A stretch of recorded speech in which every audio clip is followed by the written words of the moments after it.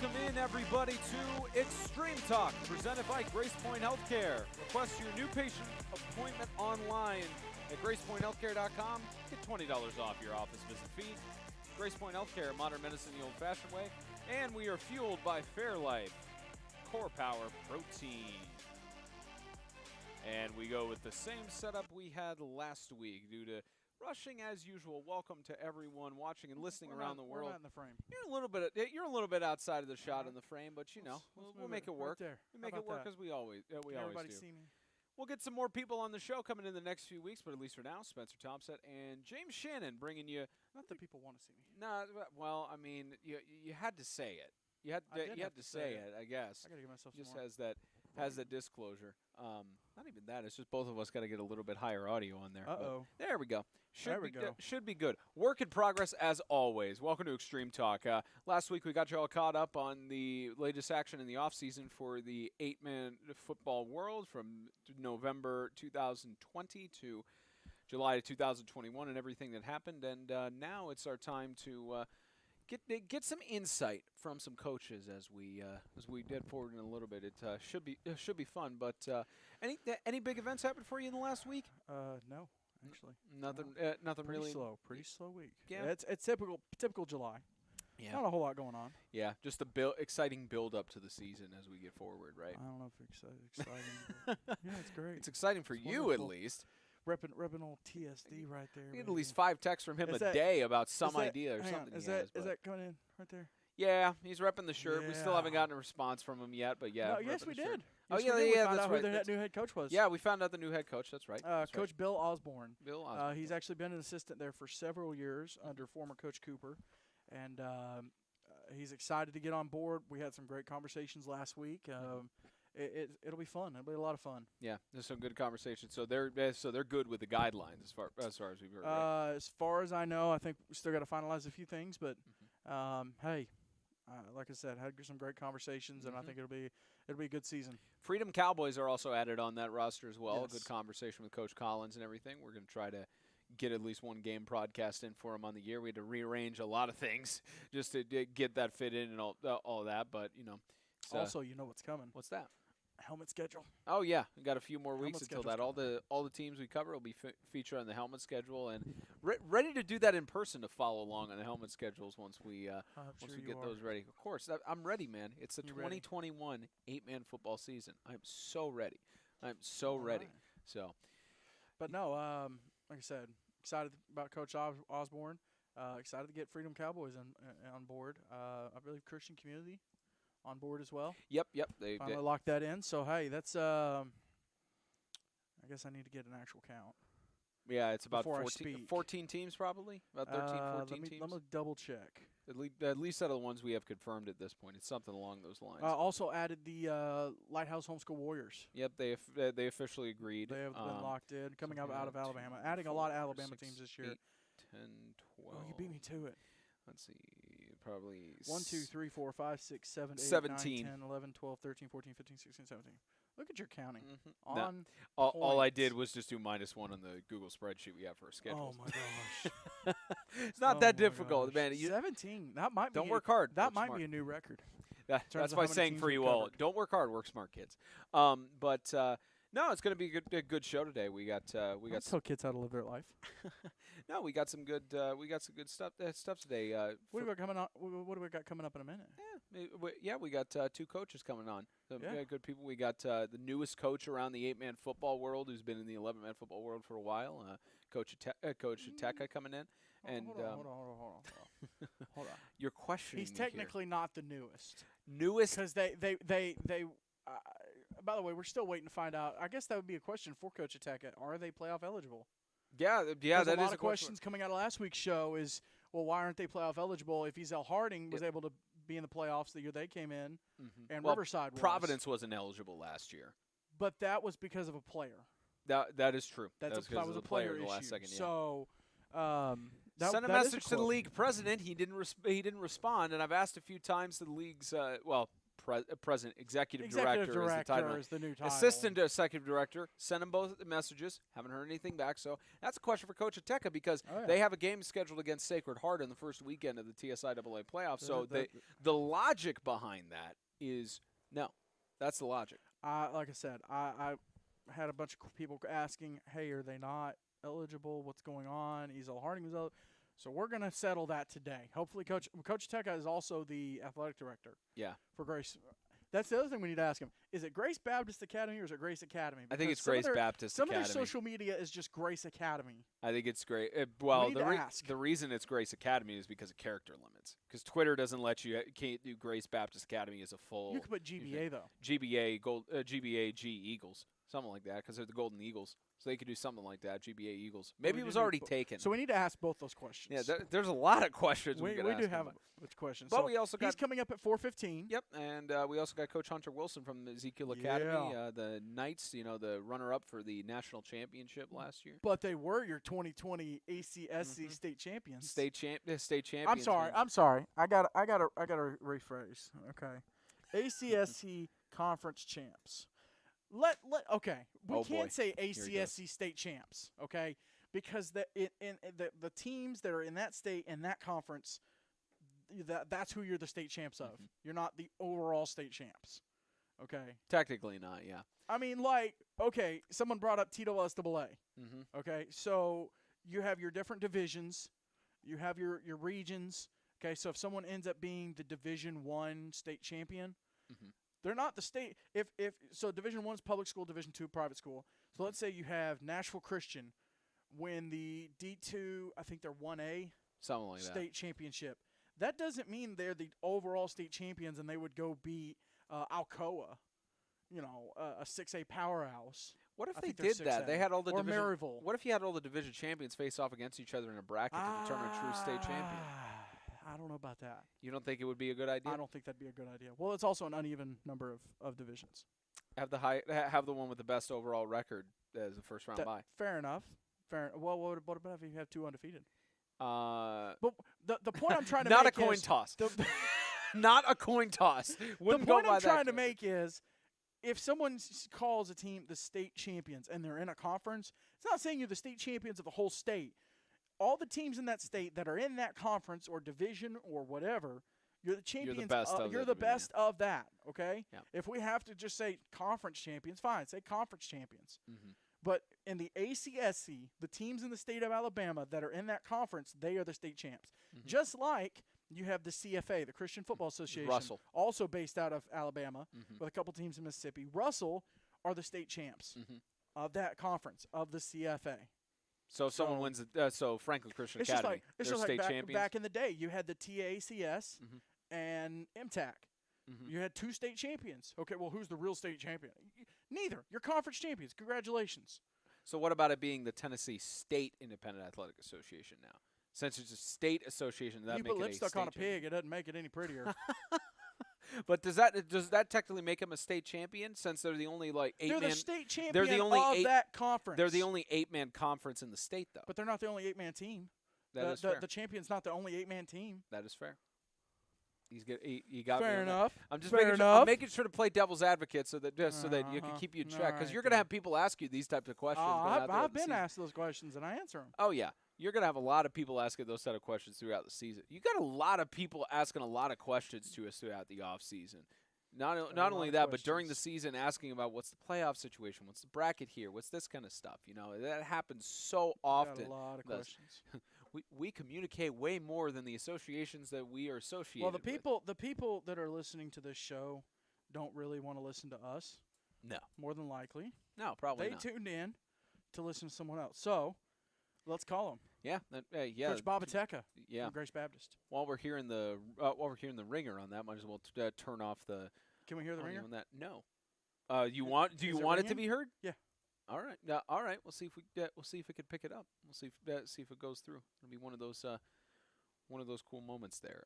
But yeah, it is the joys of getting people calling. Are we all turned up? Second. Let's see. Got it turned up on this end and. Hello? Hey, Coach, we're going to bring you on in just a second. Alrighty. all the work in progress, as you could see, ladies and gentlemen. We love work. We love doing these things Okay, live. so I believe here to there, Mm-hmm. and there to there. Believe we've got everything worked out on this end. We should be good to go. So let's. Coach, can you hear us? Well, look. Thought it would work for a second. I tell you Hang this. on just a second. All this stuff a good work in progress as we move things along here. All right, let's turn some of these volumes up. Coach, can you hear us? Look at the live production. All right. So, we just tested this before the show, I promise you. We just tested this, and it worked. Well, Maybe if we do the old unplug and plug up. Mm-hmm. Well.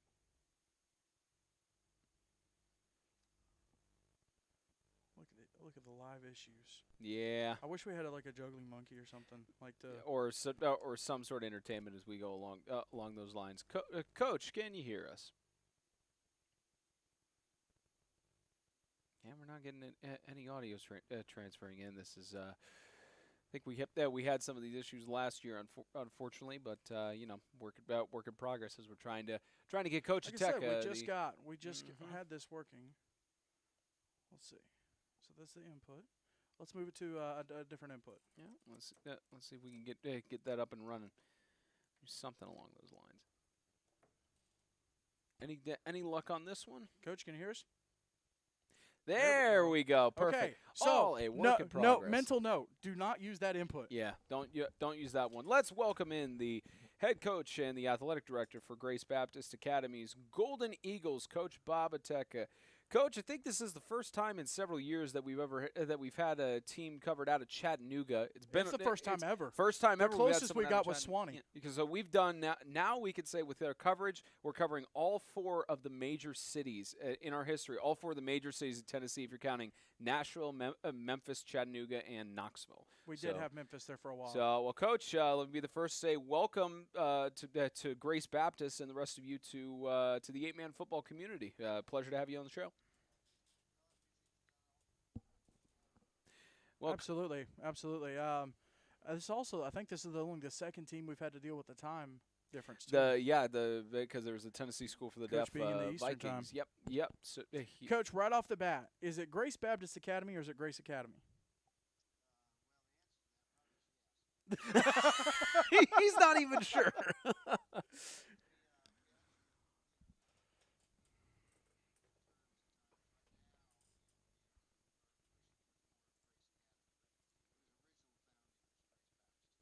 Gotcha. Okay. Well, that clarifies it at least. Yeah, I was telling him I've seen on the social media where some of it's Grace Baptist, some of it's branded as Grace Academy. I said let's find out from Coach, so we're not saying the wrong name. At least we got it down. So, Coach, well, one of the things we'd like to do is we introduce a new coach or get him on the show. We just want to get some insight into your background, your experience with coaching, and as well as how you eventually came to Grace Baptist Academy. So, I'm interested to know, how'd you get started in the football coaching scene, and would love to hear about your path and journey to Grace Baptist.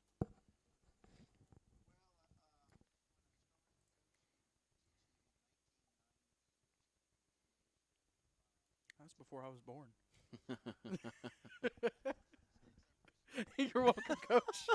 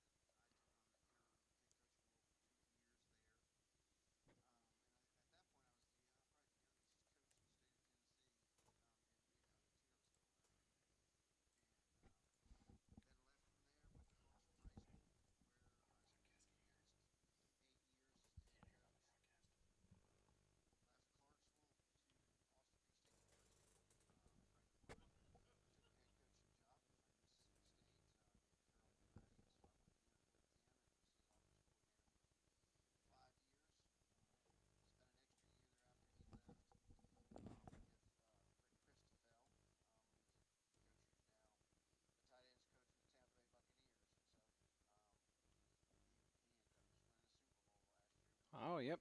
Mm-hmm.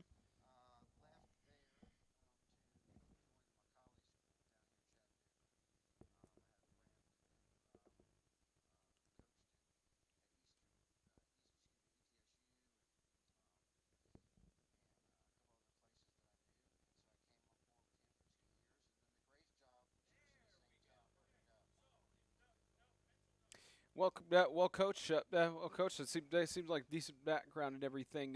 Want to get some insight now into your move into the eight-man football scene because it's not an easy decision for any school to really go through with that.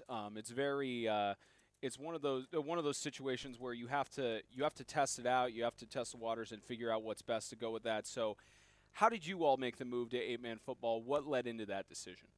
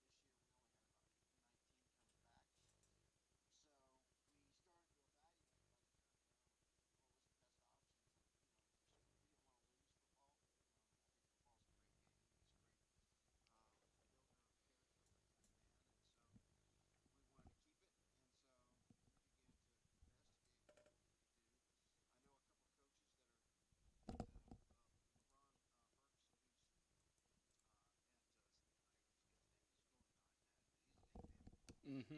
Providence Christian. Yep.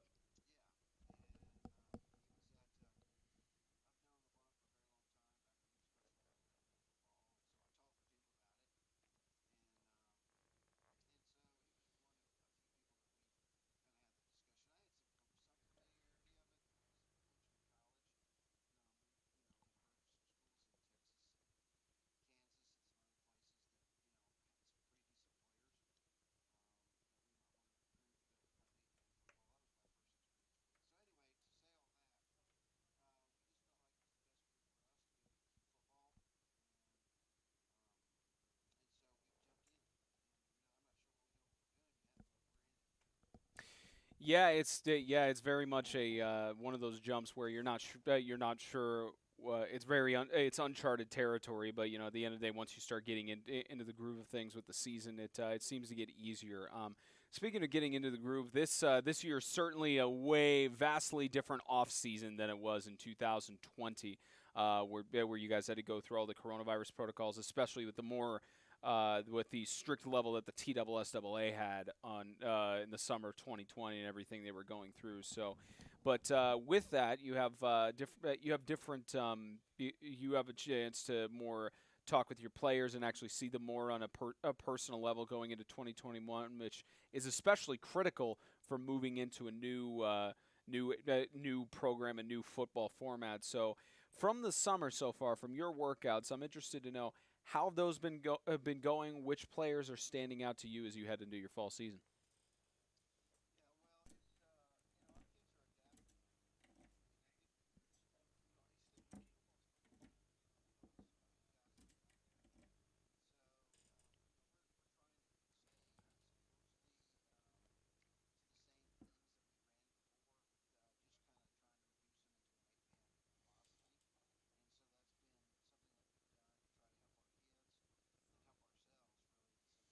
Manner. So we've had some pretty good experience with them. They're excited, looking forward to the opportunity, and we have quite a number of kids that will be seniors. Not quite a number, but I mean 5 or 8 kids that have started since they were freshmen and sophomores, and so we do have some experience, but that's but they've never had experience in 8-man, so it's going to be a little bit different. Yeah, yeah. Are there any specific senior leaders or juniors or anyone that's really stood out to you as these are going to be my captains for the year? Any of those people that you think are going to be good leaders to lean on going into the fall? Yeah, well, we have a kid by the name of Cooper Kinnett who plays quarterback for us, and he's also a defensive back. But he's started at quarterback for 2 years. He'll be a senior, and obviously, you always want your quarterback to be a good leader. So we're looking forward to him in that capacity. We have a young guy by the name of Mason Long who he'll be a wideout for us, but he plays inside linebacker at the same time, which is kind of a weird combination. But That he's that is a got little different. yeah, well, he's been a running back and a backup quarterback really every year. And in this new concept for us, we felt like we needed to get the ball in his hands a little bit more, so we moved him out to a wideout. But he's thick enough to play linebacker, so looking forward to having him there. Those are two guys that I could think of off the top of my head. So, coach, with the new format in football, it's a chance to have matchups with teams that you've never really faced before, and that's very much the case with a whole new slate of games with some familiar faces that you have. As you mentioned, LeBron Ferguson, you'll be facing off against him as against Providence Christian in the fall for 2021. When you now have the finalized schedule in your hands of where the Golden Eagles are going to, where you and the rest of you guys are going to be traveling, which games stand out to you the most as wow? I'm looking forward to this matchup. This is going to be an exciting chance for us to measure who we are as a team and just some matchups and some new places to go to. What matchups stand out most to you? Um, obviously, getting to play somebody that and LeBron at Providence will be something we look forward to, or at least I will. We did play. Uh, I'd like to look forward to playing Franklin Christian. I think they won the whole thing last year, and Hmm. so, we'd love to be able to see how we compete, how we stand up to the best in the league, and that'll be a good a matchup for us as well. And I know that I can't even think of their name. The team that was we played in our league a few years ago that moved to 8-man. Um, Is Ezel Harding maybe? yeah, thank you so much.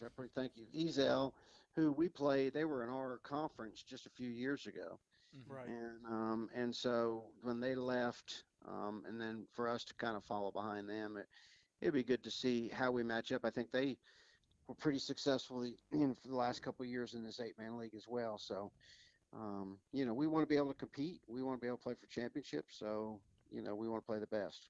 Did you guys play? I don't know if you were coaching at that point, but did you guys play Riverside Christian before they made the move? We did not play them. Gotcha. I'm assuming because they were from West Tennessee. Riverside's Fayetteville, Yep. right there, right Okay. down the road. Okay. Yeah. We never faced off with them. Now I've played Fayetteville, which is right down there, Hmm. Right. but not them. No.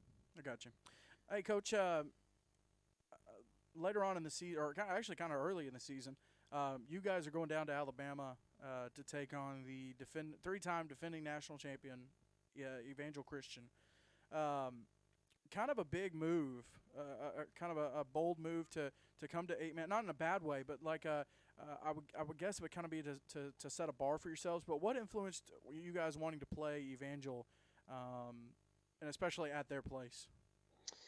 Well, like I told you, anytime that we get involved in anything, we're here to win and to win championships. So you have to play the best to do that. Number one. Number two, probably in somewhat ignorance. We don't know who's uh, fantastic. I had no idea they'd won three national championships, or I had no idea of that. So that's something probably. Well, Coach Smith is Um, very humble, so yeah, that's not something you get on the phone and he's like, now you're playing. That's a terrible Coach Smith impression, but We're yeah, just going to take yeah, it one game at a time. yeah. We're just happy to be able to get a full schedule, and that was Hmm. the key for us. I mean, we struggled really to try to get a full schedule being a new school, and so we were taking whoever we could to get that thing filled out. Yeah, yeah, for sure. In that, Now, Coach, we want to make sure because I'm sure that especially you double over as both the head coach and the athletic director. This is a question, of course, that some people have been asking us, and we've been asking some of the league board members, and haven't gotten an answer on. So I guess probably the best to ask is you. We notice you have on your schedule for the first round of the TSIAA playoffs. You're colliding with the Sacred Heart of Jesus High School Knights. So by that, are the Golden Eagles? Are you? Golden Knights. Yeah, I said Golden Knights. I'm in Vegas mode, but are the Golden Eagles? Are you guys eligible for the playoffs in your first year? Now, every indication that I have been told is that we are eligible.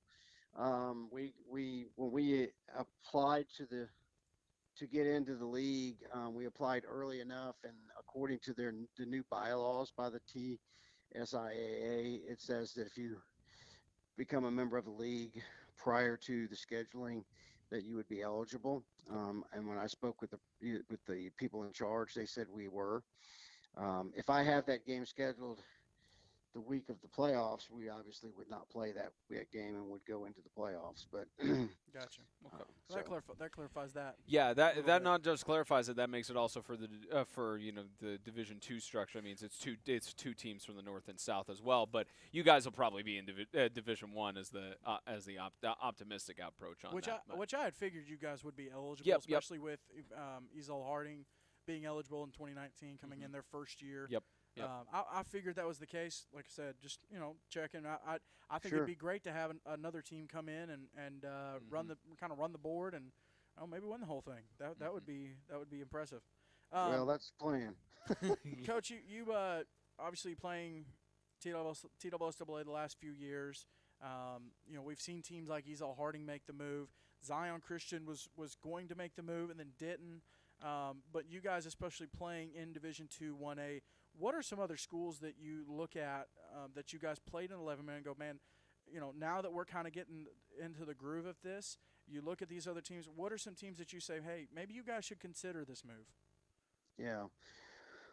Well, I know that there's some of the schools that have been in our league have been able to have some significant numbers, to come out on their field. I know King's Academy out of Knoxville has always struggled with numbers. Now, they haven't struggled with athletes. They've been very good and had some great athletes, but Right. they hover around that number of 20 to 25 kids, which it's just so hard to stay healthy and be able to stay on the field in 11-man with that kind of number. So there's one that would kind of shake out to me, but everybody else that was in our league had really pretty good numbers. They're shooting about 35, 40 kids, and if they feel comfortable with that, I think there's a lot of public schools that could be look towards it more than there would be the private schools. But I know that that's a struggle for them to be able to do that. I don't know if I'm not sure how they would make that jump.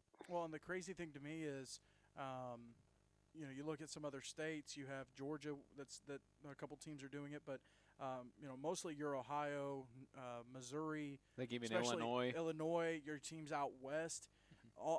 It's public high schools playing 8-man. In the South, it's primarily private schools, but then you go, other states and it's public schools. So, I don't know where the happy medium is. I don't know if it's TSSAA sanctioning 8-man and maybe opening the door to that. Yeah.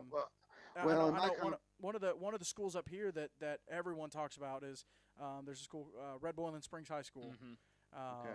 And it's just one of those schools that struggles with numbers, have for a long time, haven't had a whole lot of winning season. It's something where you hate that the kids are going out every year and it's just kind of the same result. Maybe moving to 8-man would make a difference for them.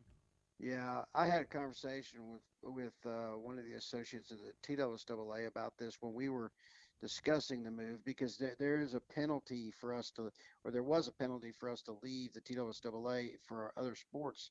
If we were to do it, I had to petition the TSSAA not to be given any, discipline. We were supposed to lose our basketball postseason play in the state association by leaving, and so they disregarded that because of our situation. But in that conversation, he told me that there's a number of public schools that would like to go to 8-man, and they would like to sanction the 8-man league themselves, but they can't they can't get it approved to have public and private schools play together. Gotcha. And so therefore is their struggle. Coach, the tornadoes that came through last year, and the school has been rebuilding from those. Um, Coming into it, having a season like this, and possibly having success with this season, how big would that be for the school with you guys? And I know you've had some victories, being able to get things somewhat back to normal, but how big would it be to have a huge season where you guys have a lot of success and do really well coming out of something like last year? Yeah, I think it would be really a great thing for our school. Next year we'll have our new stadium built and, be able to move back to that and hopefully move into our school next year as well. But I think more than any facilities, it's just being able to see success on the field is probably would be the the biggest thing that we could gain from that. So it would be a great opportunity, but we're in the end, we're not in it for the wins and losses. We're in it to build character and build great young men. And so we know that can happen regardless of wins and losses. But if the wins come with it, we'll take them. Absolutely. That kind of leads into my last Yep. question. Um, what are you guys when you look at making the move to 8-man and you're doing it this season? What are some of the big things that you guys are trying to get out of making the move?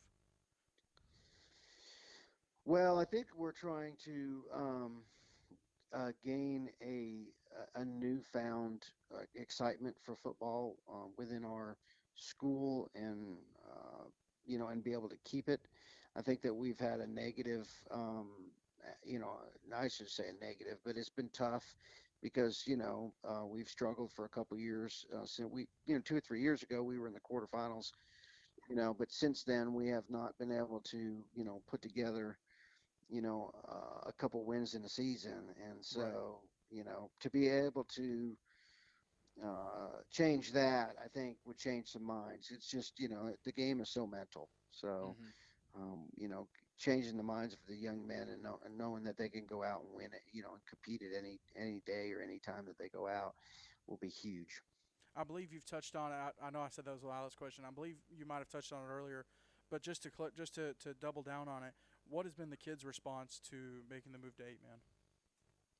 Our kids have had a really positive attitude ever since the beginning.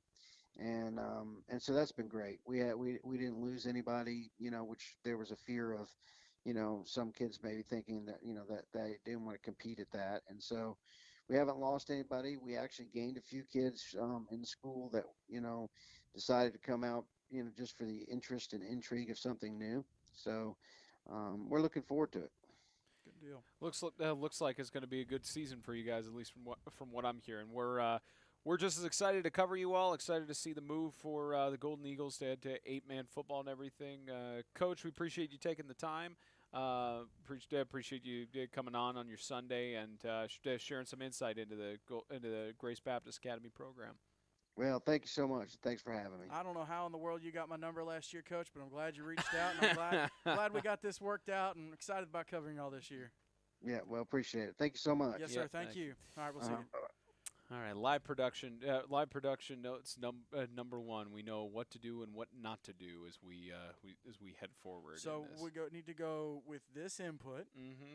Tweak the green connector a little bit. Maybe it'll And then work. press one button on there that apparently picks up everything else except for the instruments. But There that's you go. perfectly fine. But I think some Good good stuff interview. from I, that. I Yeah. know we had issues with the audio in the first part of the interview, so just to kind of recap Mhm. what Coach had talked about. Actually, I'm gonna pull up his. He had there was a bio. He started out coaching actually up here in well, not here, closer to my hometown of Springfield, in Houston County. Coached up there. Coached in Clarksville for a while. I don't want to do him misjustice, so let me pull up his bio. Just to make sure we get it right on there. We have it solved for the future. That's the important thing. Exactly. But no, gave some good insight in that, and it's we saw it with Ezel Harding in 2019 of how they took a long time in 2018 after losing the first round of the playoffs to really think about making the move, and it was it was a whole organizational decision Like it came down to it was Coach McGee was talking with Coach Charlton, the athletic director, as well as their administrator, Dr. Judd. It's a whole institutional decision on for that. sure. It's a tough one to make, and for Ezel Harding, it paid off, and hopefully it's the same with Grace Baptist. I also didn't realize this Coach Ateca is the director of campus safety as well. Ah, okay. It reminds me of Coach. It reminds me of Coach Hargis. He did a little bit of the night patrol with. So he graduated with a bachelor's degree, and this is from Grace Baptist website. Meet the leadership team. Graduated with a bachelor's degree in secondary education from Austin P. He also got his master's in school leadership from UTC. He coached at Houston County for the first little bit, and then he went to Clarksville High School. He went to Austin P State as the offensive coordinator for a while, so coaching at the college level. Went back to Chattanooga to the high school level, coached at McCallie School, and then moved to Grace Baptist. Yeah. So there you go. That's a decent resume That's on a there. very nice resume. Especially for him to finally get that head coaching role at Grace Baptist and such. And he mentioned some players that were all some standouts and everything. I'm sure we're going to see some of those throughout the regular season as well. I'm excited about he said Carson. Carson. Yeah. Yep. Excited about seeing some of them play and just getting to know some of the guys that are on that team. That's one of the things you especially love is getting to know the players and getting more in depth with it. This Bruce Wayne character is obsessed with your Rick and Morty shirt. Of course, yes. Rick and Morty is Rick and Morty. Everybody. I heard that the Space Jam was pretty rough. Haven't seen it. I heard it was rough. We were talking Rick and Morty, and you went right to Space Jam. Because he said Rick and Morty's in the new Space Jam. No. He said Rick and Morty is in the new Space Jam. If he is, that's news to me. I'm it doesn't matter it, to me. I don't watch Rick and Morty because I have a life. But I'm just kidding.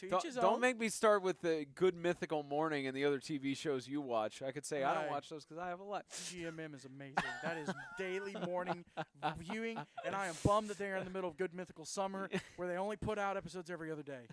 It's robbery. I commit time to that show.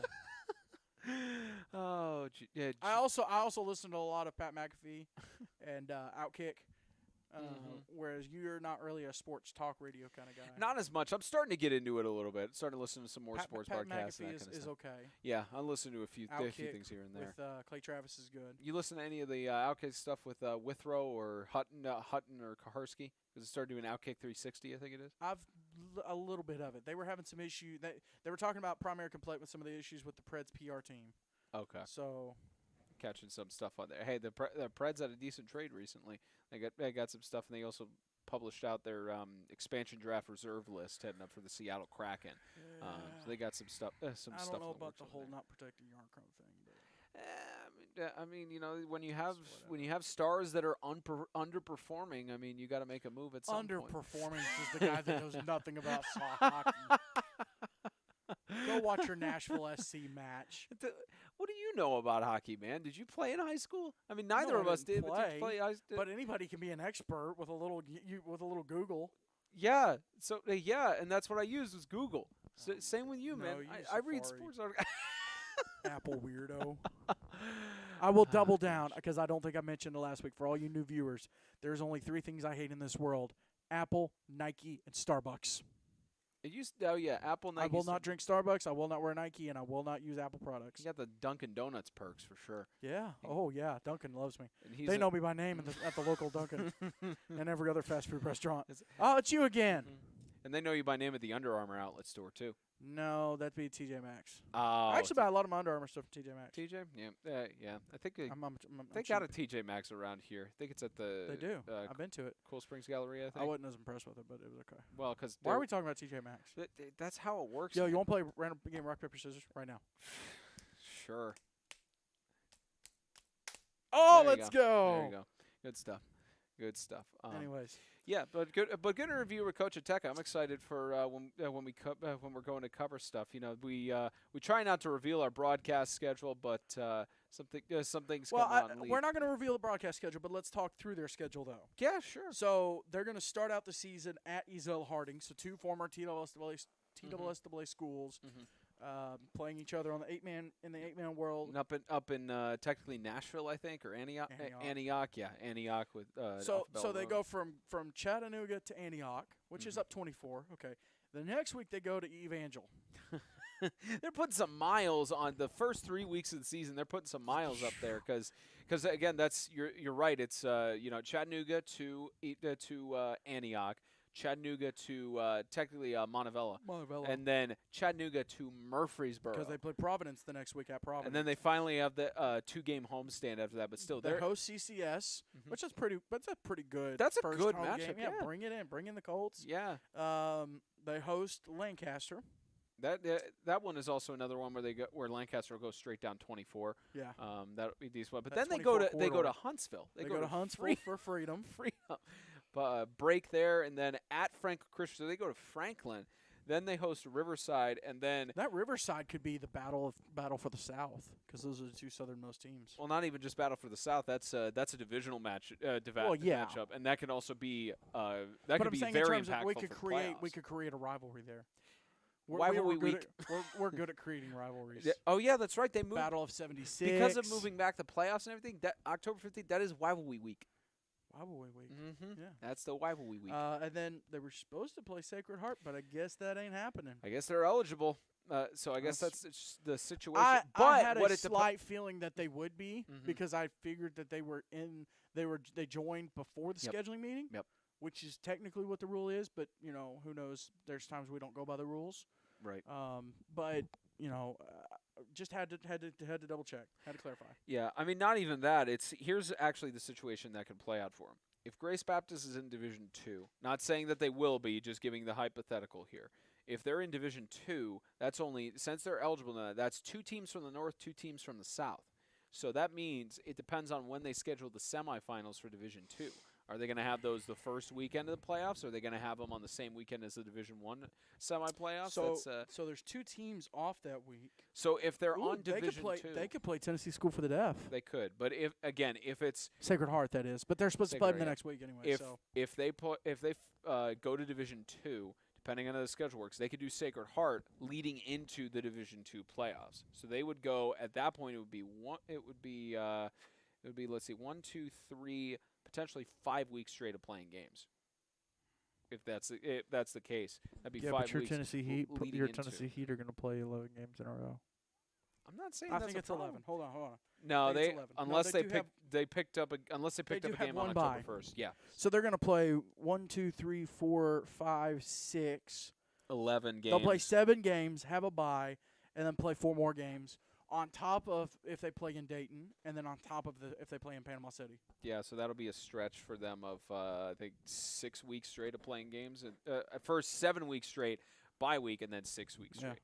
And not even that, it's you got teams like Cannon County that the Heat are playing on October 8th throughout. Then they host Evangel. They go to Lighthouse Homeschool. Then they host Freedom in the Independence Bowl. Yeah. So then that stretch, and then whichever team they face off against in Dayton for NACA, and then the national championship. And then if they go to Panama City, yeah, that's a lot of. They're going through the ringer for sure. Oh yeah, that's a big domino effect on all that situation. So. I would be interested in seeing which team is actually going to put on the most miles.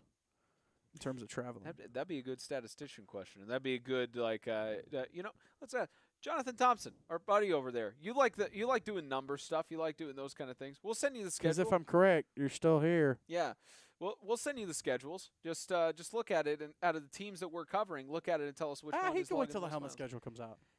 Yeah, but I mean, we could give it to him early. I mean, it's not like he's gonna leak it or anything. He's listening because he's been the good old 2-track to main out, 2-track to phone button strikes again.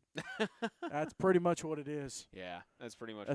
Okay, so pulling back the curtain, here's the out going to the phone. So they can hear us, and then there's the in coming from the phone. So it didn't matter whether it was on either of those 2 inputs. It was one button here over on this side of the mixer. Was it really? I couldn't. Yeah, because when I pressed that one, whichever the monitor stuff. Apparently, it goes by what we can hear in the phones for the instruments instead of what's in the mix. Because when I pressed that, it worked instantly fine. Oh, I thought it was the fact that I tweaked the connector over here. It was probably both, but I mean, I think it came down to that. Came down to that button. So that's true. Note to self: never press that button again. But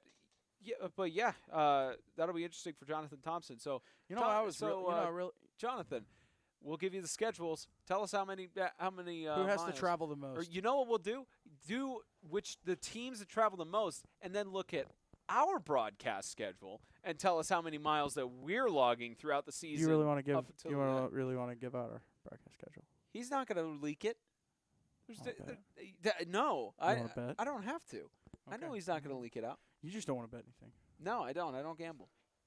Yeah, we know. The only time that But there's you'll a get in a car. But you'll get in a car and drive though. But I'm just saying. Yeah, There's a look at the undershirt coming out of my shirt. Squirrel. Yeah. Big squirrel moment. Sheesh, but yeah, we should be getting Coach Hunter Wilson on in just a few moments here on Which the means show, I'm going to reach over and call him. Yeah, and get him good to go. Or if he's listening, he's like waiting for the call. He might be. He might be listening and waiting. It's possible.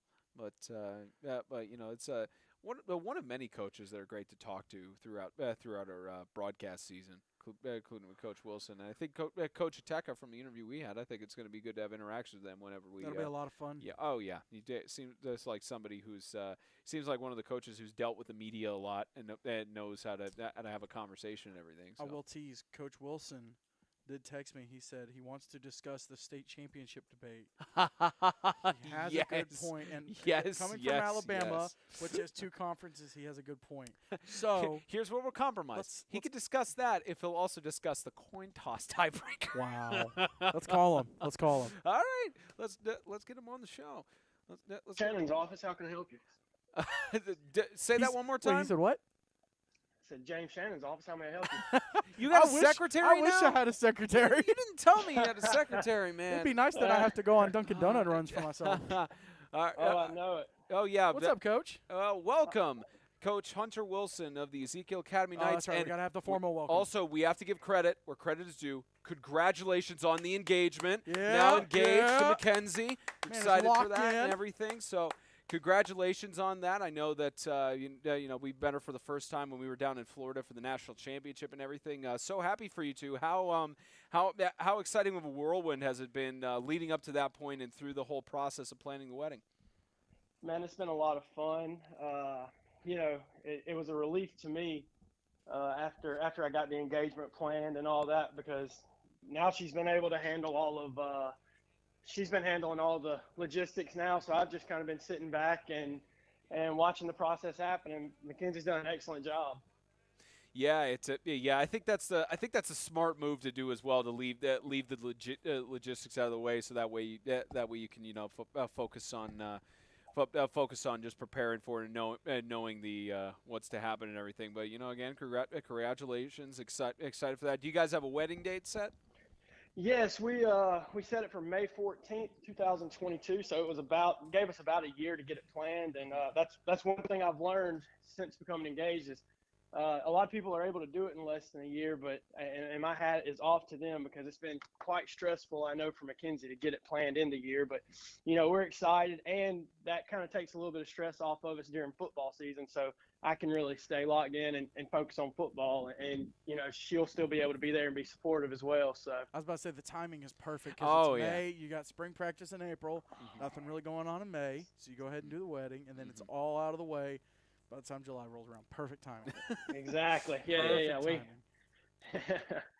Yep. Absolutely. So Coach, I think this is our first time actually having you interviewed on Extreme Talk. I can't over the phone. We did in person in Florida. That's right. We did the Florida thing, but now having you on the regular Sunday show and everything. So just for our viewers who haven't had the chance to interact with you we can't say viewers because we have video now. Yeah, viewers, listeners, wherever anyone is. Just we want to know about your coaching background, how you started getting into the football scene as well as the 8-man football scene, and how you eventually ended up being the head coach of the Ezekiel Academy Knights. Well, my path is much different than Coach Ateca's that you just spoke to.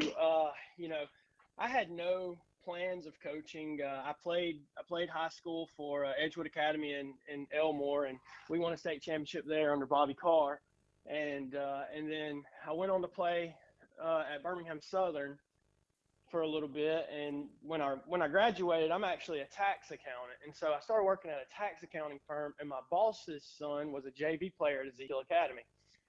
Well, their JV coach had moved on, and so they were kind of scrambling to fill a spot. And one day my boss walked in and said, "Hey, you played some college football, would you be interested in helping? And you'll get off work at 3 o'clock every day." I said, "Absolutely, sign me up." So that was 3 seasons ago, and so I went on as the offensive coordinator for the JV. Some things happened with the head coach, and next thing you know, I'm promoted to the JV head coach, which sounds pretty impressive, but I only had 12 players. So it was a big learning process. And anyway, the following year, Coach Harrison decided that he was going to go ahead and hang it up, and so Ezekiel gave me the opportunity to take over the varsity team, and so I was able to do that. And I still had several staff members from Coach Harrison's staff, and they were all on board, and they all backed me up, and he had built a good senior group. His son was actually a senior my first year. And so anyway, my second year of coaching, I was in charge of Ezekiel Academy, and that's quite intimidating, because you look across the county, you look across Chilton County, and right there in Shelby County, you have Tim Smith staring down the barrel every year. So on one hand, it was a great opportunity, and I've really enjoyed it. And then also, knowing that you play in the conference with a coach like Tim Smith, who's been doing it for, over 30 years, that preparation, that kind of put me into overdrive to learn how to prepare and learn how to get the guys ready. And so I've always been competitive, and so after I got done playing football at Birmingham Southern, I kind of was looking for something to fill that competitive itch. And so it's really been great. The kids at Ezekiel, I love being able to do it and giving them an opportunity, because a lot of people don't realize with 8-man football, it's not just a hobby for these kids. We have kids who can play at the next level. And so that's one thing I've done. I've tried to provide the resources and the opportunity for these guys to be able to move on to the next level. And so, that's kind of my priority now. And that's kind of where I'm at with Ezekiel. They've been really good, and we just continue to try to grow this thing and give these kids more opportunities. Hey, speaking of that, do you still talk to people at Birmingham Southern? Not anymore. After Coach Garfinkel left, and that was kind of my last contact there, the head coach. He left several years ago. But no, I have not been able to be in contact with many of those guys lately. Well, y'all are bringing in a real good so Birmingham Southern's bringing in a real good tight end by the name of Samuel Hubbard. He played up here at Franklin Classical. Yeah, I've heard of him from Franklin Classical. He played quarterback and linebacker up here, I think. Yep. But he's going down there as a tight end. So y'all, they're bringing in a real good player. Actually, there's 2 guys going to Birmingham. One going to Birmingham Southern, and then Manny Dang is going to Birmingham Prep. Yeah. Okay, that's awesome. I got the opportunity to be around Manny Dang. He was on our team on the All-American in the Gatlinburg All-American game, and Manny was so impressive. He had basketball and missed the first day of practice, and we only practiced twice, and he stepped in and did an amazing job. I think he actually got either offensive MVP or MVP for our game. I think he had offense. Yeah. No. I think Bishop got Spackman. offense. Yeah, Spackman was offense. Manny ended up being defense because we put him That's on. right.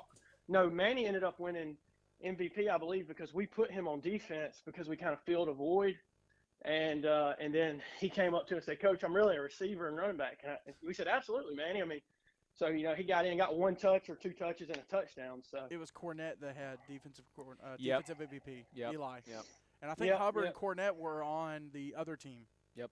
Yeah, they were. Yeah. Which brings me to a point, Stephen A. Shannon here. I know you like to. Stephen A. Shannon. I love that. You need to go back and watch the TikTok we made last year of it's me pretending to be Clay Travis. I say I'm the most controversial. Me pretending to be Stephen A. saying I'm the most controversial, and then I walk around the corner. It's just like, really, guys? Really? Yeah, no. Stephen A. Shannon. I like it. I might have to coin that. But I listened last week, and Coach Smith and I also discussed this.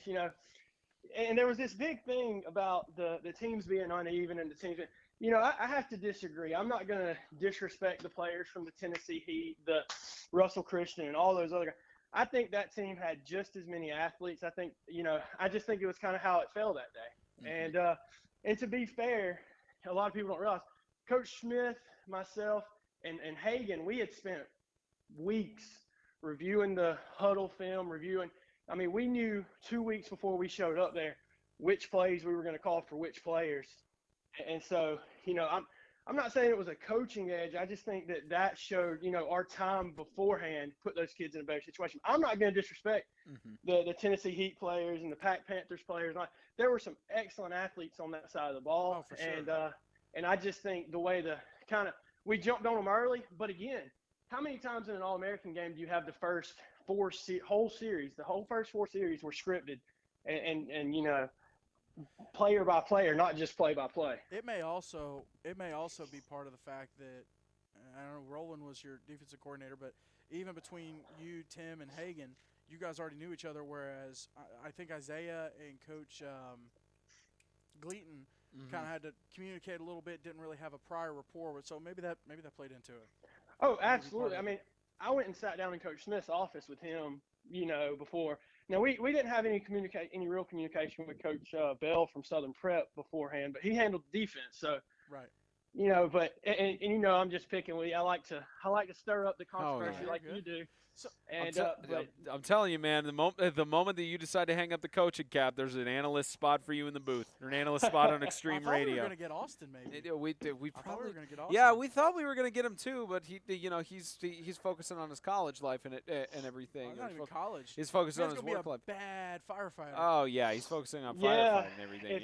If he can stay healthy, I don't know if you've ever heard of the Combat Challenge team, but here in Montgomery, that's a huge thing. And actually, I think the 2019 World's Fittest Firefighter works for Montgomery Fire. His name's Jake Lanier, but that's Austin's he's actually starting the fire academy this upcoming Friday. His ultimate goal is to be on that Combat Challenge team. And, I think if he can stay healthy, he can definitely make a run for it. He's definitely one of those athletes that's just special, at least in the state of Alabama with 8-man football. You have him and Jet Lodge, who, two of the best athletes, not just in 8-man football, but really in the state of Alabama, in my opinion. Oh, for sure. Yep. And so, if he could just stay healthy, he could do big things. And I'm proud of him. I think he'll make a great firefighter, but also I think he could go a long way with it. But, don't hang it up. Once he gets started, he may give you a call back. Here's the thing. I bet you. Here's what happened. He heard that someone that was on the firefighter calendar from this last year retired, and he said, "I want that spot." That's what he's really gunning for. He wants the firefighter calendar spot. That's what's up. Hey, any reason for him to have his shirt off, I can tell you. That's why he was even trying to take it off on the football field. Yeah, as high up as he had it. And it was what 30 degrees out there. It was like a competition between him and Jet. Yeah, who can have the shirt the highest? Who can roll it up to the collar and get it to stay without anybody saying it? Yeah, all right. So what's the take you've got about the state champion? The state champions. So you were discussing, and I want to start out by saying Coach Andy Braddock from Russell has been amazing. He's been great to me ever since I got to Ezekiel. Coach Tim Smith and Coach Andy Braddock have been mentors of mine. You've heard me speak on Coach Smith before. Oh, yeah. Yep. So Coach Braddock and I also kind of have the same feeling on this to an extent, but Coach Braddock also has explained to me why this can't happen. But at least in our world, both of the 8-man conferences in Alabama are all private schools. Now, our conference is basically homeschool, and their conference has no homeschool affiliation. Right. But and so I agree. I 100% agree with you. You can't call us state champions because we only won the ACSC. Right. Now, and I think Coach Scott from the Tennessee Heat would have something to say about this too. I tried to play their winner every year. Now, kind of like Coach Smith is at Evangel, I know who the big dog is in that conference, and that's Coach Andy Braddock. Right.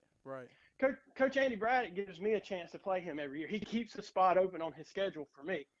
And it's not really to say, hey, well, I know you're going to win. I know, he knows I'm going to win because he knows I've got to go through Coach Smith every year. So that's a battle on its own. But, I would love to see where the conferences would say, hey, we play our conference championships here, we're both private schools. We can make the agreement. Let's play a state championship at a neutral site.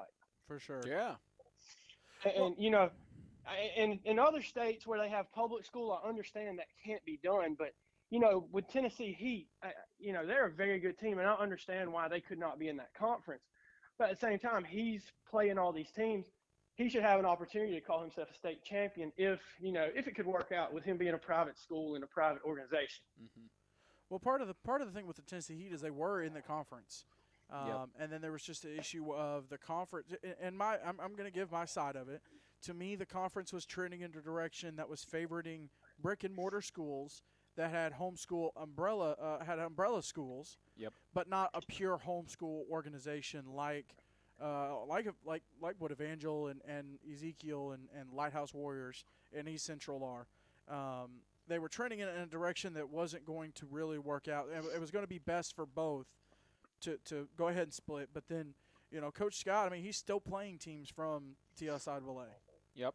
Oh yeah, 100%. But and see, that's one thing I can give Freedom in our state. Freedom Cowboys are an excellent team. Let me tell you, they're one of my teams I've got circled this year. Right. And my hat's off to them because, you know, they're independent. They still schedule me. They still schedule Evangel. They still schedule Lighthouse.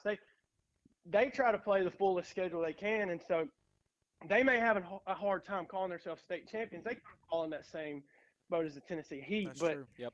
It would be great as a coach. It would be great, and I get a conference championship. I get some guaranteed games.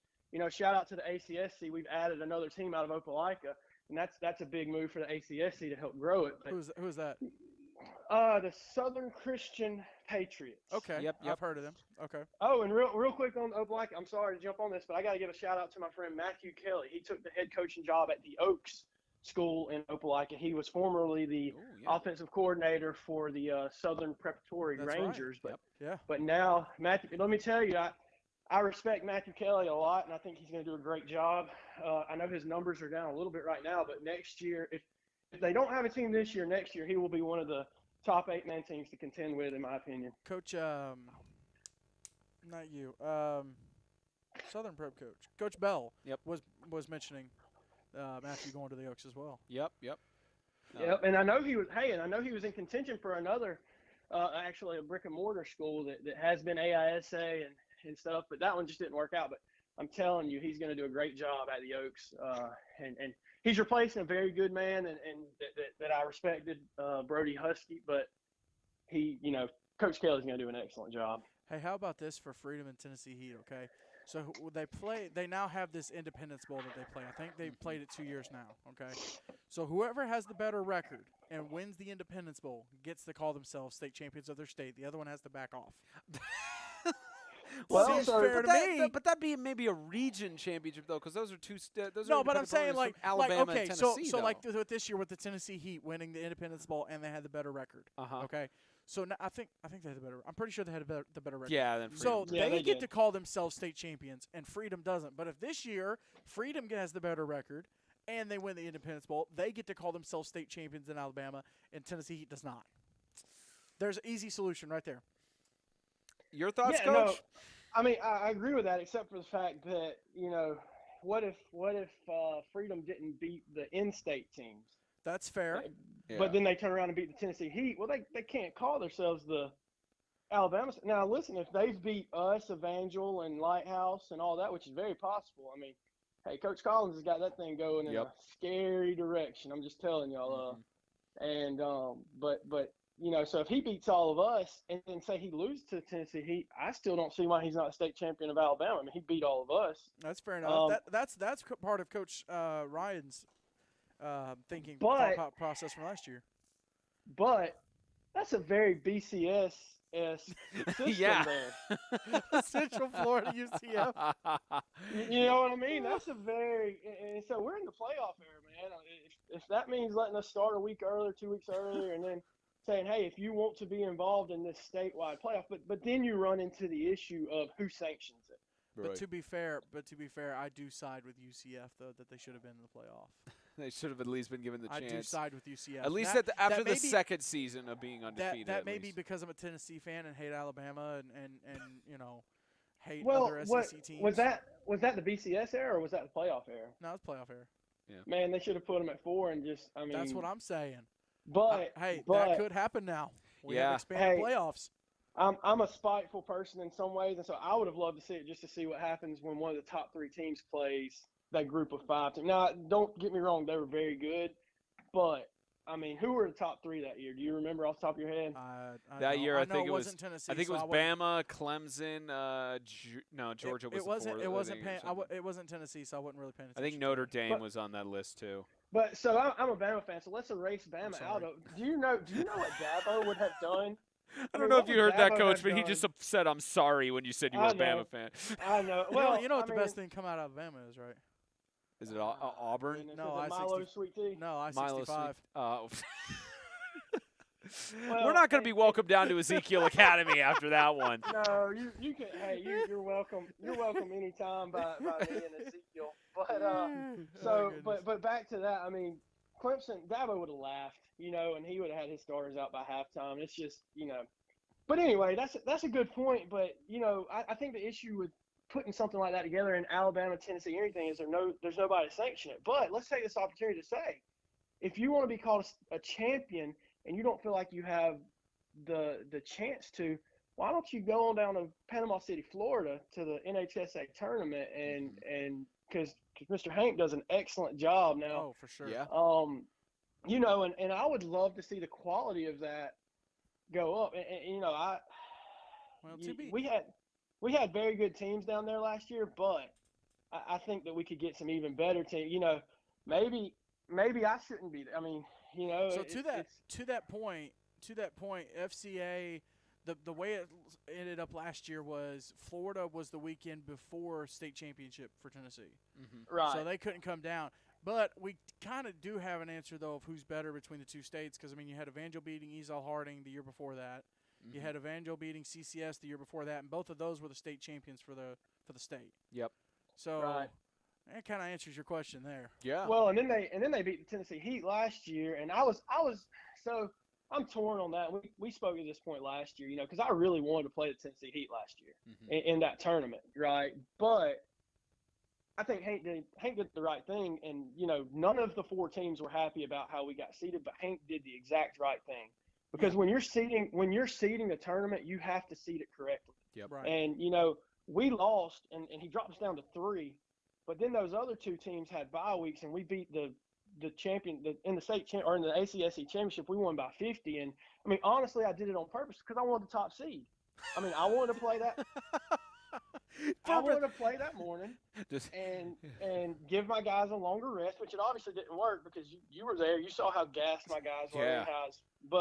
But anyway, so I did it on purpose. I mean, I could have, we could have technically probably talked to him and said, hey, we'll take the 2 seed, but I wanted the 1 seed. I mean, you want to go in. My guys had earned that, and so I think he did the right thing. But back to my original point, I was disappointed because I have a lot of respect for Coach Scott, and we had spoke, and I really want to play him because I knew how quality his team was and that it would be a great challenge. But on the other hand, it helped me a lot to play Southern Prep again because I already had a game plan for them. Right. So from a game plan perspective, it took a lot of stress off of us, and obviously we went out and executed. And then, we were afraid, because I talked to Coach Smith, and Coach Smith was really, if he executed, he would take care of business and win. But he knew how good Tennessee Heat was, and they could come out and execute and make and say something about that. So anyway, it just helped to only have to game plan. I could pull one of my game plans out of the files, and use it. So I'm not going to say there was a disadvantage to being number 1, but I did hate to not get to play Coach Scott. And, hopefully down the road we'll get that opportunity. Oh, I hated it too all year long. That's the matchup I wanted. Yeah, the Heat and Ezekiel, and if that matchup had happened, it would have been something special. Speaking of the national championship, I know we talked about this off the air a couple times. Of course, the game is close, tied at halftime, tied at 13. It's close up until a certain point. What was that certain point that you kind of knew that things were about to really get down? Okay, well, you just, halftime was it was way before halftime. Okay. It was the first quarter. Austin had just threw a ball up to Brennan Tormey, and he went over the top of Bradley Davis and pulled it down, touchdown. We make it 13-0. I looked over there. Coach Smith and Hagan are laughing. But that's not the worst part. That's not the worst part, guys. Spencer, I think you heard this too. Jet Lodge is smiling and pointing at his No, ring he hadn't finger. heard this. No, He hadn't heard this. Jet Lodge smiles at me and points at his finger. Now, keep in mind, I respect Jet a lot. Jet had been around, so I didn't take it disrespectful, but he's losing 13-0, and he smiles and points at his ring finger. And I go over my headset. I went over my headset right then, and I said, "Boys, we are in for a dogfight." and keep in mind, guys. Keep in mind, to that point, we kicked the ball off. First play from scrimmage, we get a fumble recovery, run it down fairly easy, to make it the first score of the game. They drive a little bit, we stop and get the punt. We go back down the field. The second drive, they had made some adjustments, made it a little more difficult. But we had just stopped them twice and scored twice. And Coach Smith will tell you this story, and it's funny because I'll let him tell you what they were saying when they were laughing. But because he remembers that point too. And so anyway, I look over and he's laughing. Sounds like we'll have to have him on in a couple Oh, weeks. yeah. We're going to get him on for story time, man. Maybe if Coach Smith is listening right now. These interviews are not going to be like traditional interviews anymore. It's just going to be story time. I want to get some hot takes from Coach Smith. I want to get him either on the state debate or those kind of things. I want to get some hot takes from him. All right, so Coach Smith knows more of it. So he's pointing at his ring finger, and I said, guys, we're in trouble. Like, they're losing 13. They are losing 13-0, and I mean, they got the ring sizer over there down 13-0. And next thing you know, it is 40-13. And I said, oh my gosh.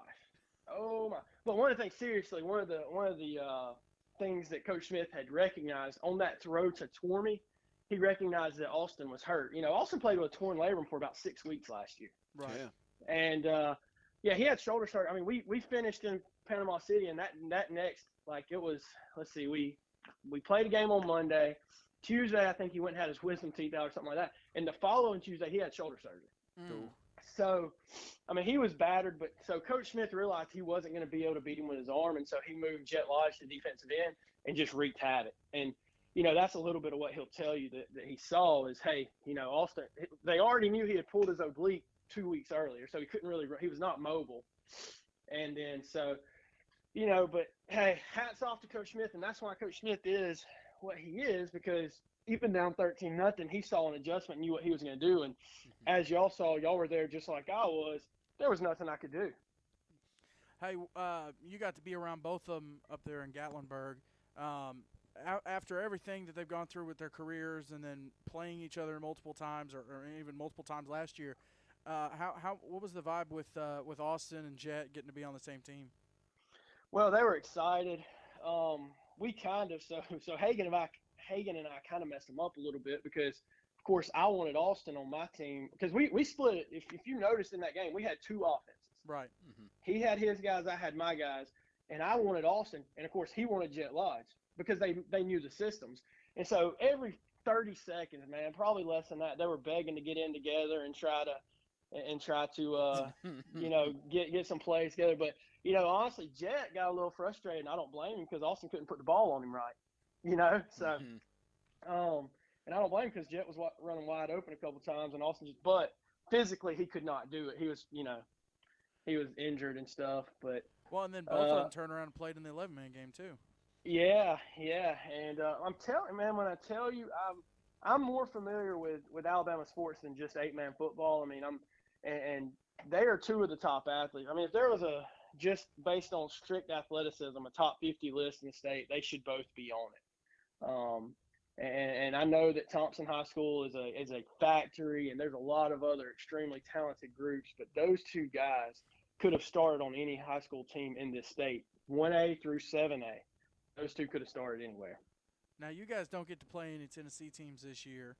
You don't have any on the schedule. But if you had a week clear out and one other team had a week clear out, and I'll say other than Tennessee Heat, because I know you want to play Coach Scott, is there a team that you look at that you know of up here that you say, I'd really like to match up with this team? Well, Coach Smith is going to play FCA, and so I'm actually going to get to go watch that game because we don't start until the next week. Mm-hmm. I'll tell you, I would have loved to play Ezel Harding when they had Valbuena, but I've seen that Valbuena has transferred. Yeah. So, but man, that would have been a great test for my guys. Just I'll be honest with you. In that Gatlinburg game, I think that was probably the best player there. I mean, as good hands and, down. and you two know what I think of Austin Gay and Jet Lodge. Those guys are special, and those were the two best athletes there. But Valbuena, at his position, he is just he's so technically sound and such a just a machine every play. And I think he would have been a great test for my line, which is traditionally my weak point. But I'll be honest, listening to Coach Ateca from Grace, I liked his mindset. I liked his outlook on everything. I wouldn't mind trying to get him on the schedule if it ever lined up.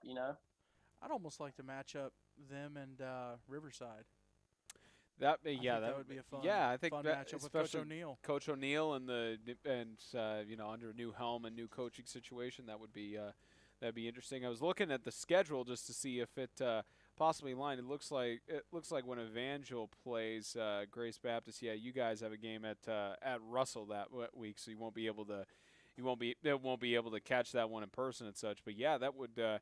That'd definitely be a good matchup and such. But speaking of matchups, going into this season, it's I mentioned it with Coach Ateca, but the 2020 off season vastly different from what we're experiencing this off season. You've actually been able to have normal summer workouts and be able to actually connect with your guys and everything.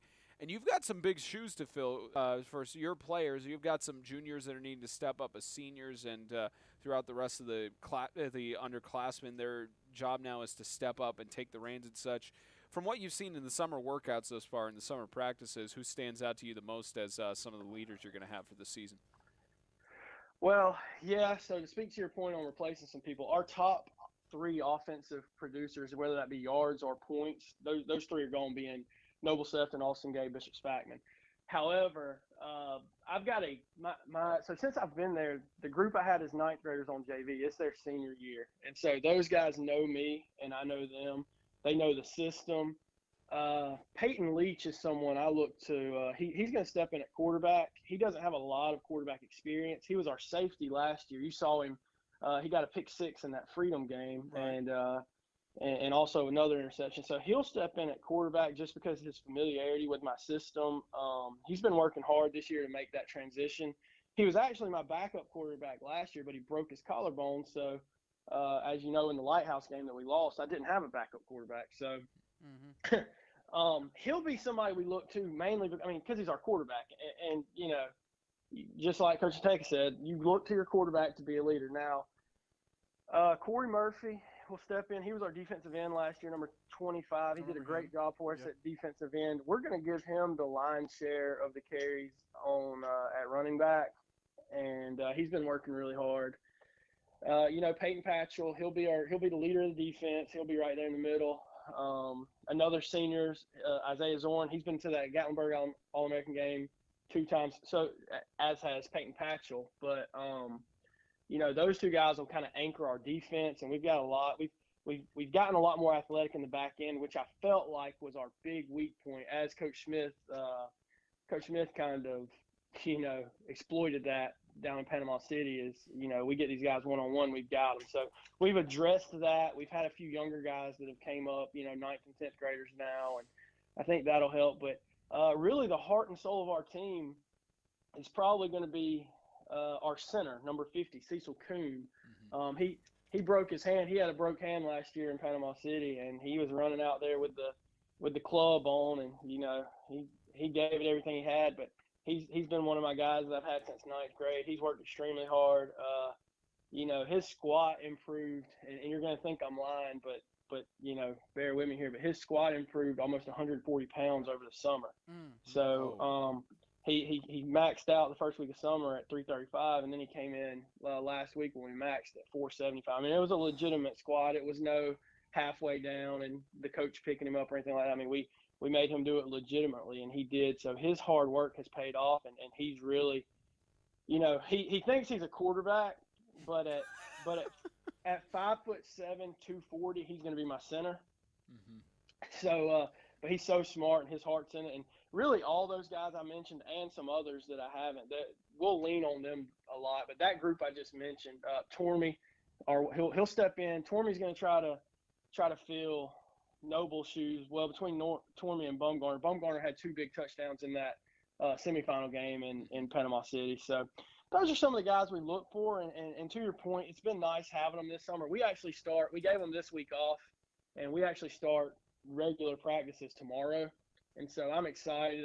That's what I was doing, before the show came on today, just kind of getting my practice plan ready to go and getting ready to get install going. But the great thing is I've got so many guys who know stuff. I don't really have to install. We're just going to put people in and keep rolling with it.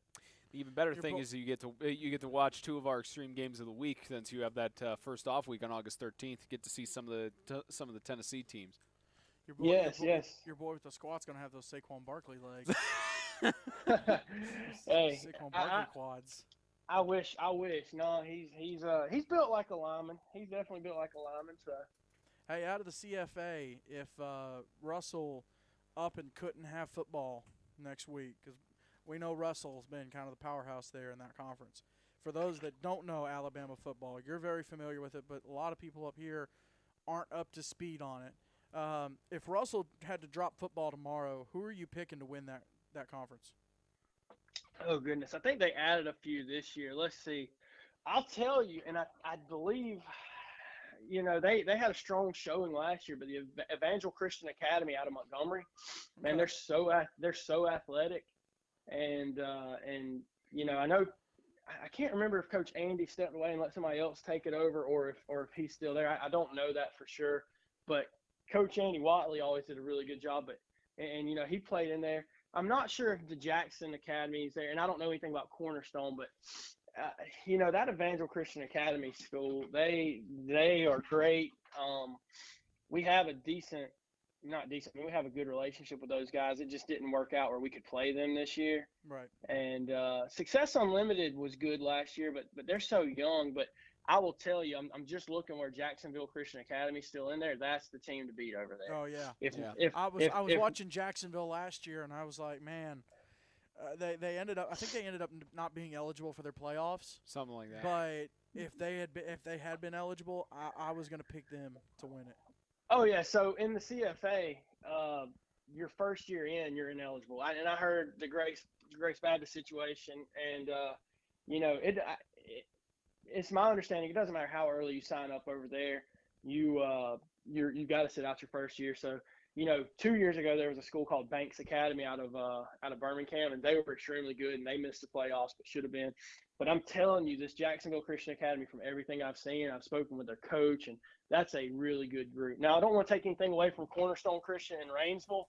I don't know anything about them, and and that's not to take anything away from any of these schools, but just asking. Russell's the big dog. Russell, you still got to knock Russell off. But I think they lost a game last year. I think they lost to Jacksonville. Yeah. But I do believe, and Coach Braddock would never tell you this because he's not going to make excuses. That's just the way he is, man. He's a hard worker, but I think he had several key players out with contact tracing or the likes of that. So hopefully this year we get to see a little more complete year. I know the stuff's lingering around and stuff, but I'm really hoping that we get to see kind of a safer environment. Because that's the first and foremost, you want it to be safe. Right. I mean, I'm not going to sit here and say, hey, I hope we ignore the issue and get things done. Don't hear me say that at all. But hopefully with everything we've got going on now, the knowledge and everything of this, hopefully we're able to have a safe and more complete football season. Yep. Hey, is Southern Christian eligible for the playoffs this year? Yeah, in our conference, absolutely. He's thinking about it. He's thinking about some potential coverage stuff, huh? I like teams being eligible for the playoffs in their first year. Yeah. Now I'll tell you this: unless something changes, we have our conference football meeting in a couple of weeks. August 7th is when the ACSC will get together with football. As of right now, I do not think we're going to have. I think we're still just going to take the 1 and 2 and have the championship. I do think that's something they'll move away from in the future, but due to scheduling, we had already all scheduled a lot of games and stuff. And so, like, Coach Smith already has a game on the week that it would be. Because what we get into is we play our conference championship the week before we go to Panama City. Right. Mm-hmm. So that October 29th date would be the first round of the playoffs if we were to have it. Well, I think I'm the only one with that weekend open. I think everybody else filled it because, honestly, the ACSC, with 5 teams in it, we get 4 guaranteed games, and we got to go find the rest of our games. you've seen Coach Smith's schedule. He's got 3 Tennessee teams. It's not easy to find games Nope.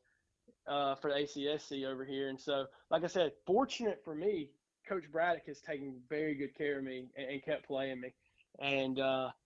And so, but other than that, you notice, I mean, I'm picking up a bunch of independent schools. Freedom's independent, Southern Prep. Yes, the Southern Prep team is independent. Southern Christian is with us, but Southern Prep is independent. I've got All Saints who is out of Winter Haven, Florida. We're very excited about that game. Yeah, I saw that. You know, Success Unlimited. How did that one? Scheduling. How did that one come around? Okay, so I in the off season I got invited to speak at a Michigan's coaches conference on the topic of 8-man football. Okay.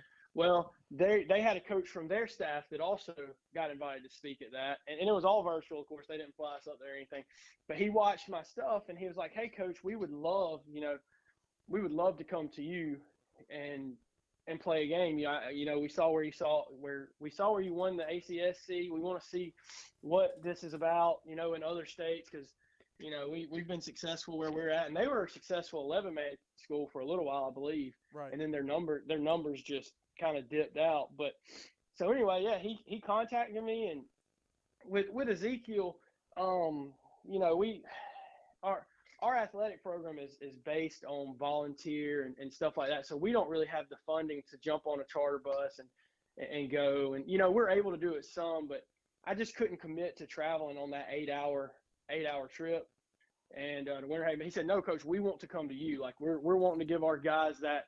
I mean, I think they're staying in the same hotel that Auburn University stays in when they go on their road game. Or, you know, so Auburn does this thing where when they play home games, they go stay at a hotel in Montgomery. Right. Just to keep them all in the group. So based on my conversations with the coach down there, I think they're going to stay at that hotel to give these guys the real deal kind of experience, which is awesome. But so that's where it came. The guy from Alabama and the guy from Florida that were speaking at the Michigan Coaches Conference kind of got together, you know. That conference that they're in Florida is legitimate. The championship is sponsored by Body Armor. Wow. Yeah. Oh, yeah. No, I mean, they're the real deal. Yeah. They're the real deal down there. And that's what, you know, I'm looking for somewhere to play that matches their home field. Because, I mean, if you look at their campus, man, it's incredible. Yeah. Like, I had to rub my eyes and make sure I had not accidentally went to IMG's page. I mean, man, I'm telling you that it's something else there. And I'm excited because my guys have built the reputation now. To have these coaches call and want to play, and it's going to be a battle. And you know, a lot of people, my players can be upset with me if they want to and say, "Hey, Coach Wilson's a moron. He scheduled All Saints right after we play Evangel." But you know, that's just kind of how the cookie crumbled, and that's where it's at. And I think it'll be good because we need to be able to stay focused for that full 2 weeks and not have a lag or anything like that. Because, you know, that was one thing. Last year was the first year Ezekiel ever beat Evangel. Right. And I felt like the next 2 weeks after we beat Evangel were just a waste of time. Man, I couldn't. It was kind of like we had gotten so high on that week of the game. You know, we had climbed and worked, and then we won that game, and it was just like a big sigh of relief. But we couldn't recover from the sigh of relief. So I think this year will be interesting. Win or lose to Evangel, you know, you've got somebody you got two heavyweights right there together. I'm going to hang on to that Stephen A. Shannon thing. Hey, Stephen A. Shannon is going to stir it up one more time. Oh, boy. Who do you want to play in the championship? Barring East Central and Southern Christian getting there, you want to play Coach Duarte and Lighthouse, or you want to play Coach Smith and Evangel? Well, you know. Or do you want to plead the fifth? Well, no, man, I'm not going to plead the fifth. I appreciate the opportunity to be on here. I'm going to give you what you want. No, it's all good. It's all good. So I'll say this: my record against Tim Smith is 1-3. Okay. Yeah. But if you ask any other 8-man coach anywhere what their record against Tim Smith is, you know what they're going to say? Owen. Owen something. So right now I'm 0-1 in state championships against Tim Smith and 0-1 in national championships against Tim Smith. Mm-hmm. I would love nothing more, you know, than to potentially get to tie that up this year. Now, there's a lot, and when I say a lot, I mean you couldn't even imagine the amount of hard work that's going to go into beating those other 3 conference teams. East Central, when you see East Central this year, you are going to be shocked. And why I say that is they were so young in the past. That is no more. Those boys have grown up. Those boys have learned and taken their lumps, and that East Central team is ready to hand out some lumps this year. Coach Duarte and Lighthouse have our number, obviously. They're ready to redeem themselves and put one on us. And then the team out of Opelika, the Southern Patriots, they could potentially have the 2 best athletes in the conference this year. And I'm telling you, one's number 11 and one's number 13. It's a quarterback and wide receiver. And man, those 2 kids are special. One was a junior and one was a sophomore last year, and so they've grown up another year. They've been in the weight room another year. So, and Coach Smith will speak to that too. Our conference this year has shifted tremendously as far as leveling the playing field, because for the longest time it was Evangel and then everybody else. Right. And then we've kind of separated ourselves. And this isn't bad mouthing anybody. You can look at the records and stuff. And we kind of separated ourselves and tried to climb up in that class with Evangel, and they kind of put us back down in there. And then Lighthouse said, "Wait a second, we're the big boys on the block," and they beat us and made it to the state championship. And then Evangel at the end of the year started laughing at us when they were losing 13-0 and put us back in our place. and all the while, East Central is sitting there watching, saying, "We want to be one of these teams." And I'm telling you, they're there. They are going to be there this year. Well, there you go. And so, but personally, I'd love to see Tim Smith across the field. I would, because that guy, at least in our conference, that guy is the model. That's what everybody wants to achieve. We want to build. He's a program builder, man. And I've heard you talk about this. I've heard you talk about it when you go visit his facilities and stuff like that. It's not only what he does on the football field. Yep. His whole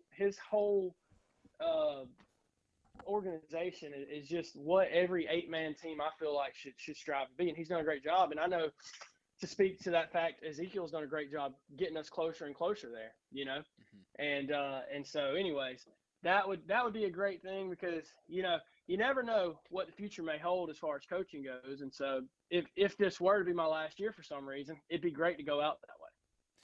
Hey, there's some people up here that I guess don't know how to settle ties and 3-way ties. So last year Lighthouse beat you guys. You beat Evangel, and Evangel beat Lighthouse. How'd y'all settle that tiebreaker for state? Oh my goodness, man! Was it a coin toss?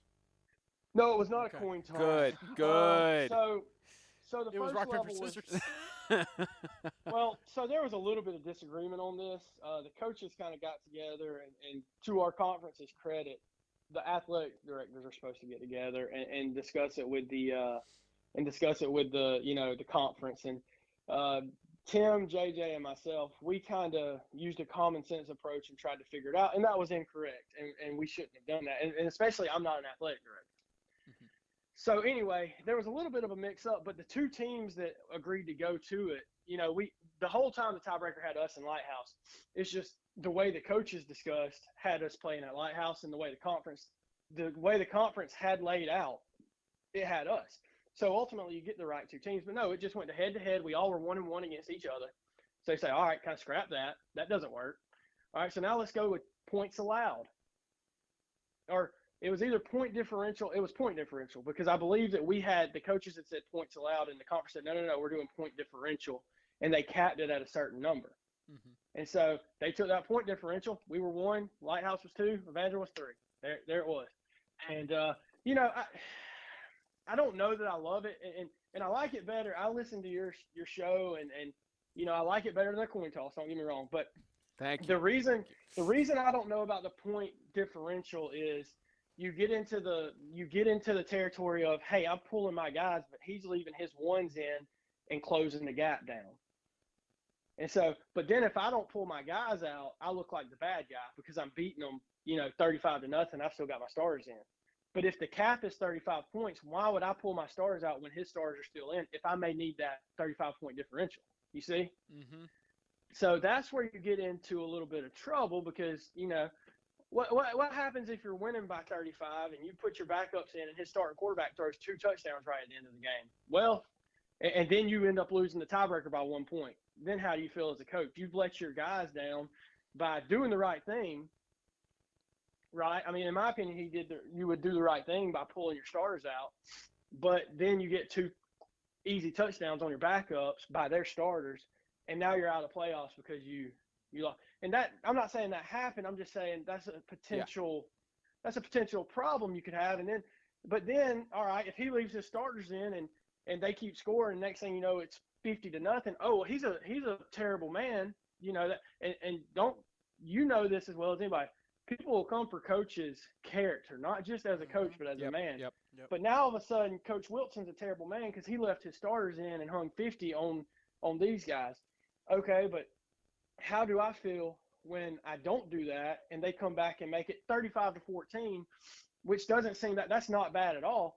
But then 6 weeks later, my kids aren't getting a chance to play in the championship because of a 1 point differential. And if I would have left my starters in, that wouldn't have happened. Right. And I've always been a points against, a points allowed guy. Yep. Love it. I love that. That's where I'm at. Is where it needs to be. I'm also a proponent of putting the results, putting tiebreakers back on the field, back on the kids. 100%. I can see where maybe if you just cannot split the hairs, but football is it has so many levels to it. There are so many ways you can peel the layers back and say, all right, win-loss didn't work. Now what? Now let's go to head-to-head. Well, they're all 1-1 against each other. Let's go to conference record. Oh man, they all have a 2-1 conference record because that happened to us too. We all had a 2-1 conference record. So then you say, all right, well, conference record didn't work. I do agree. Don't go with your out of conference record. That's not a good one because you shouldn't punish Coach Smith for playing 3 of the best teams from Tennessee and then reward me for not doing that. Okay, so right. I don't want to bring out a conference record into this, but then you say, okay, the conference record's tied. Well, we're already 3 deep, or 2 deep, I guess, head to head in conference record. So now we're on the 3rd level of this. Let's go points against. Yeah. Okay. Now we're 3rd level. Because that's what are the odds that you make it through those 3 levels without a clear two teams? Right, and I mean that's the issue we have right now with the TSIAA bylaws is that they've only got 2 tiebreakers right now, which is overall division record and then coin toss. Used to be head to head and then coin toss, and it was at least on the 3rd layer for the coin toss, but now it's just what your record is, and then we flip George Washington. That's the issue. If they even did in conference record, and some can make an argument about what about our team? Why couldn't they flip Abraham Lincoln? You said George Washington. I was just going off of what fair. you said. That's fair. Or do we remember who's on the nickel and the dime? Well, the nickel is Thomas Jefferson. Yeah, I'm not good with American the history. Dime is FDR. FDR. Okay, so you remember that stuff, and I don't. Because I was homeschooled. Yeah, but no. But on subject, it's the bylaws used to have it was in division record, head to head, then coin toss. But now it's just in division record and coin toss. And I would also be a proponent of adding an in conference record and mandate that all the schools have to play at least a certain amount of in conference games. That way you have an equitable playing field on there. And some could say, well, what about we played, for example, if we played this team and they didn't have as good of guys, but the other team didn't play that. It's like at the end of the day, they scheduled in-conference games. Right. So. Exactly. Well, we had only planned on this being 30 minutes, and we were going to talk about the season, but it went a different direction, went a little bit longer, and I'm not complaining. Oh, of course not. Hey, man, I appreciate you guys having me on, and I appreciate what you do for these players. You've grown this to such a level that it's reaching other people that may not be able to see, hear, or know about 8-man football. Again, I just appreciate, and I know all my players and parents appreciate everything you guys do. Well, appreciate it. Hey, we'll see y'all at some point this year. Yep, some point this year we got Ezekiel Academy on the broadcast schedule. We'll make it happen. Maybe twice. Maybe twice. We'll see. We'll see how it goes. But thanks again for spending time with us, Coach. Looking forward to see how the Knights perform in 2021. Thank you guys. Have a great day. All right, take it easy. We'll see you. Man, we need Good more stuff. conversations like that on the show. Like I said, that went off the rails. Oh, yeah. We were like, okay, 30 minutes. We're gonna ask him about the season, and it did not go either way, and it was fantastic. Stephen A. Shannon. Stephen A. Shannon, I love it. That's the new thing. We got to get you a mug that says that. Maybe have your A mug. Yeah, get you a mug for that. I the need a whole hat. thing, Hey, or a hat. Yeah. I Let's get a meant Stephen to A. say Shannon something. hat. I meant to say something to Coach. Oh yeah, Ateca. you need the Listen, need the listen. caps, yeah. I need gear. Okay, I'm repping TSD. I repped Tennessee Heat last week, and then a lot of the other shirts I have are way too small for me. So I need big boy shirts or hats from all y'all. What's the size? What's the shirt size? It's 3X. Okay, 3X. Okay, we could probably make that work. Okay, it's 3X. We can make it work. Either that or 2X in the cold because I can wear an undershirt and it can still work. Is it XL hat size? Because that's mine. It's like yeah, XL or big double head. XL, something like that. Mine's Listen to my detractors. They say it's just because I have a big head, which I do. To be fair, it doesn't really have a size on here. it's probably Shout out, XL. shout out catching deers. It's probably XL double XL because that's about the same size as my head. It's probably XL. Something like that. Something like that. But, But hey, I need gear. So DM me for the address. Just remind the fans, viewers, listeners, which schools you need gear from. Ezekiel Academy. All of them except for Tennessee Heat and TSD. Yeah, because a bunch of all the gear you have is from defunct schools or I defunct do. programs. I have a shirt from Swanee. I have a hat from Hendersonville. I have a shirt from Webb. Did you ever get anything from Pleasant View? Never got anything from Pleasant View. Okay, I don't know if they made any merch. I got stuff from CCS obviously because I played there, but Yeah. I mean, like I could wear my jersey in here. Yeah, but you gotta get caps. I say 2021 is the year of the cap gathering. I say that's the year of gathering caps and shirts for James Shannon. I'm gonna get Let's me. make I'm it gonna get me a happen. Riverside hat and Yeah. wear it to like a classical lighthouse game or something. And if you're having any questions about why should we give James free merch, it's a marketing write-off. You're literally having him wear it on This the guy's show like and the market write-off. it. This guy's like the write-off king. It's a tax write-off. I think yeah. it's about time to wrap this up. Oh, of course it is. You got any of your regular shout-outs you usually do? at the Shout end out of to the show? both these coaches for coming on. Of course. Excellent interviews. Shout out to all you guys staying here while Hour we and had 47. the issues, Yeah. while we had the technical issues. We'll call them technical issues. Yeah, we'll just leave it at that and such. We figured it out now. That's the important thing. But There you go. won't tell you who's coming on next week. But we got two coaches lined up do for have it next lined week, up. and it's going to be some good interviews in 2 weeks' time, and we'll get the full interview with them. Instead Shout of out to these technical two stuff. people over here that are off camera Mhm. that y'all will get to meet at some point for hanging in there Oh yeah, and putting up with us and listening to this whole. You will get to meet them. yeah. You'll get to meet It's them. coming. You'll get to meet them both coming. very sooner than later. But That's it. James, yep, it's time. That's gonna wrap up this week's edition of Extreme Talk. That was presented by GracePointe Healthcare, as well as fueled by Fairlife Core Power Protein. For James Shannon, Spencer Thompson. We'll see you next week as we continue to lead up to the Jamboree and the 2021 football season. See ya.